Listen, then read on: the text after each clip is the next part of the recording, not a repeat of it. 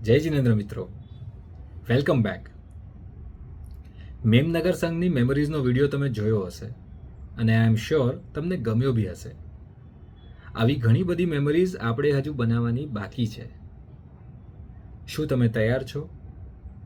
અને શું તમે બની શકે એટલી બધી જ મહેનત કરી લીધી છે અને તમારા ફેમિલીમાંથી આવી શકે એવા બધા જ મેમ્બર્સે ફોર્મ ભરી લીધા છે? આઈ એમ શ્યોર તમે મહેનત કરી જ લીધી હશે, બટ શું છે, ટ્રાય કરતા રહેવાનું મારું કામ છે. આ મેમરીઝમાં તમારા બી ફોટા અને વિડીયોઝ આવે તો અમને ખૂબ આનંદ થશે. Now let's talk about one more beautiful event of 25th August. Memnagar સંઘથી વિદાય લઈને બધા કુટુંબીજનો સાબરમતી એરિયામાં રામનગર સંઘમાં આપણા જ મોટા સુરકા ગામના સંસારી બેન, જેઓએ 42 વર્ષ પહેલાં દીક્ષા લીધી હતી, એવા પરમ પૂજ્ય સાધ્વી ભવ્ય રત્નાશ્રીજીને વંદન કરવા ગયા. 1966માં આપણા દેરાસરનો જીર્ણોદ્ધાર જે મહારાજ સાહેબના નિશ્રામાં થયો હતો, એ જ મહારાજ સાહેબના સંગેડામાં આપણા બેન મહારાજે દીક્ષા લીધી હતી.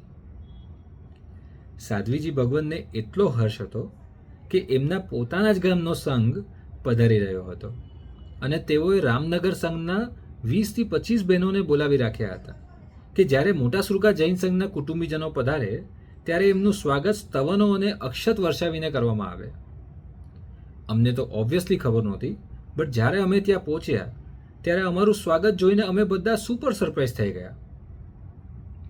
રામનગર સંઘની બહેનો મારવાડી સમાજના હતા, એટલે રાજસ્થાની લહેકામાં મારવાડી સોંગ્સ બોલી અમારું સ્વાગત કરવામાં આવ્યું.